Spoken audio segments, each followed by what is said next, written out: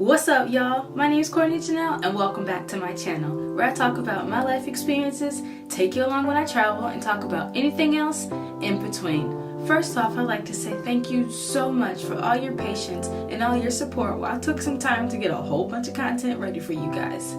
So without any further ado, let's jump into this video.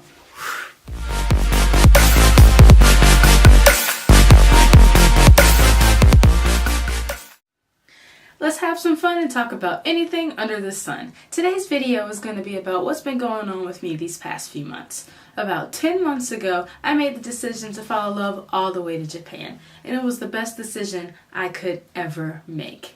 After saying goodbye to all of my family, it's time for me to take my first international flight. Now, I had only been on one flight my entire life, and that flight was 45 minutes. For my first international flight, it is a 15-hour flight. 15 hours, y'all. It was scary, to say the least, but it was dope all in the same. We have a 15-hour flight and 30-minute layover. In this 30-minute layover, I have to get from Terminal 2 all the way down to gate like 30. And it is like, it's a big ass airport. So we basically have to run from one end of the airport all the way to the other end of the airport just to make sure we caught our flight on time. Get on this flight and everything's chill from there on. I think we took Delta.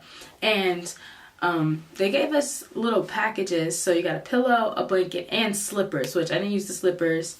But I did use the pillow for my back, and the blanket was really warm, so I used that too. But it's a 15-hour flight, and of course everybody's going to sleep because they don't want to deal with that jet lag.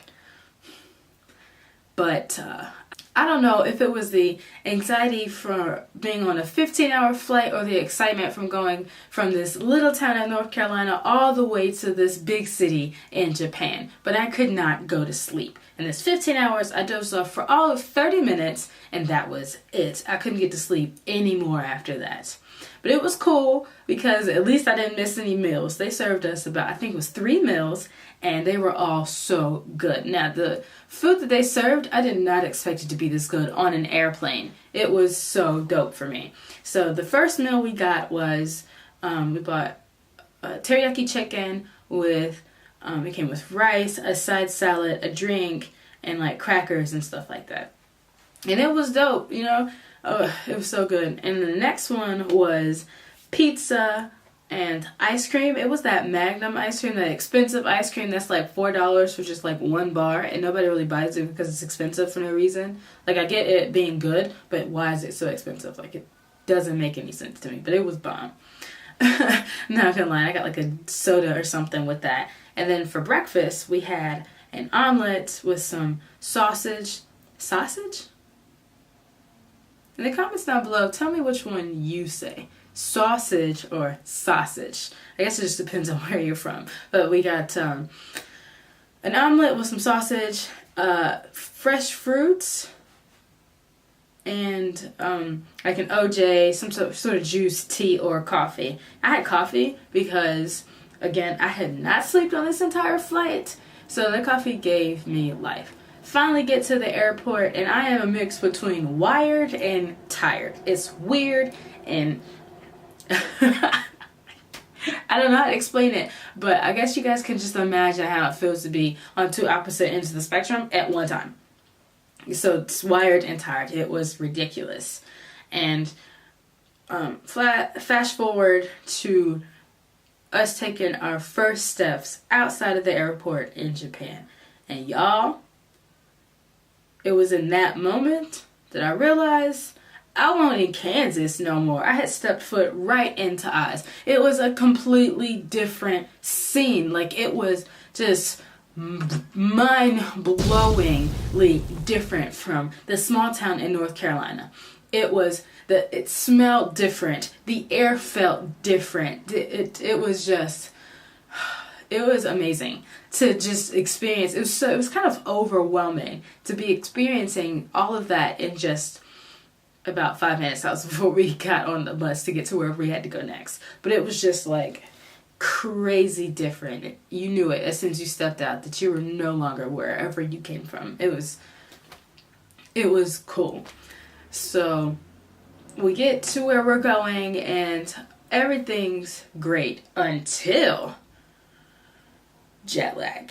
I had never experienced jet lag in my life. I did everything I could, or I thought I did everything I could other than sleep on the plane to avoid jet lag, but I didn't, and it hit hard. We were all good and peachy keen while we were out and about doing all of our exploring or whatever, but as soon as we sat down, got comfortable, in 5 minutes we were out. It was no more for us, and we would sleep for hours on end because there's like a 14-hour difference between the US and Japan. So when everybody else was asleep, our bodies wanted us to be awake, and when everybody else was awake, our bodies were like, what are you doing? Go to sleep. And that's exactly what happened. There was no stopping it. We could be in the middle of a sentence and all of a sudden just like, and it was so difficult. So finally we just gave in and we slept for like a day, it seemed like. And after that, what else did we do? The next day, after we got enough sleep, and I don't know why this is so ingrained into my mind, but the first thing we did before we went out and explored was stop at this vending machine. And I took pictures of it, so I might put them somewhere in here or near the end of the video. I don't know why it was so cool to me, but I got a coffee, which was, the brand was Boss Coffee. Until this day, it's still my favorite brands of coffee to get from the vending machine.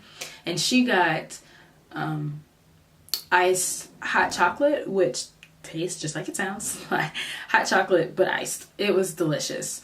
So we do a whole bunch of exploring, and one thing we enjoy doing, which I don't know if a lot of people do it, is try the American fast food restaurants here in Japan. And they taste so much different than they do in America. I don't know how it is for you guys, but for me in America, when I would eat fast food restaurant, it's like, it's delicious. Don't get me wrong, it's like almost the best food you'll ever eat in that moment. And then you feel like crap. It's like, you know it's processed, you shouldn't be eating it, but it was fast, and oh my god, is it good.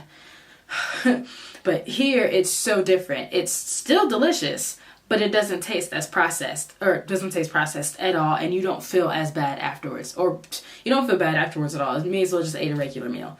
It's so good here. We've tried McDonald's, Wendy's, and KFC. Which the KFC here so much better than America. Not gonna, hands down, they got America beat with the fast food restaurants. It's delicious. And they have a Denny's here actually, but we haven't tried the Denny's yet. And I'm kind of afraid to, but at the same time, it's like kind of the thing. It's the thing we do now. So at some point, we're gonna try the Denny's. So after, aside from like every once in a while eating the American fast food restaurants, we're also trying the Japanese cuisine, which is new to me because back home I would pretty much have just Chinese food. And I got the same thing every time. I think it's called General Tso's chicken. And I got that with like some fried rice, and that was it. That's all I ever ate, really. So I'm expanding my horizons as far as food goes here. And it's all pretty delicious. It's unlike anything I have ever tried in my life. They use fresh herbs and just natural flavors to flavor their food. It's all just so good. And right now, my favorite thing, and I crave it all the time to eat, it's either ramen or gyoza. And gyoza is the Japanese word for dumpling. And they have so many types of dumplings, it blows my mind. Like, I have yet to try all of them. It's just so different. But aside from trying different foods, we've been going on different excursions, adventures, and just going around doing different things. And don't worry, we took y'all along with us. We got a whole bunch of content of where we've been, what we've been doing, and you'll see it in future videos. But everything here is great. It's so much safer than it is in America. For all of you that know what's going on in America, it's nothing like that. It's kids playing in the street after school, not in the streets, but kids playing in parks after schools without their parents. It's amazing to see them be so safe. You can't do that in America. So it's pretty cool. Another thing is, living in a small town in North Carolina, I had never experienced like trains really. So that's also a really cool thing that I enjoy doing. I actually like taking the train here. So aside from the food, excursions, and the trains, everything's great. And I'm so beyond grateful to be given this opportunity to experience new things.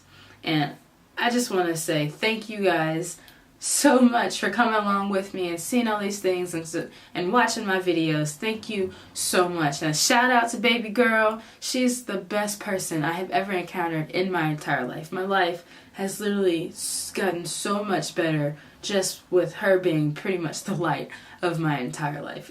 But other than that, I want y'all to stay tuned to see all of the new challenges, new excursions, and all the adventures will be going on in the future. Be sure to like, share, and subscribe to this channel, and leave a comment down below to tell me what's your favorite place to visit whenever you go on vacation. And with that being said, I'll catch y'all on the flip side. Bye!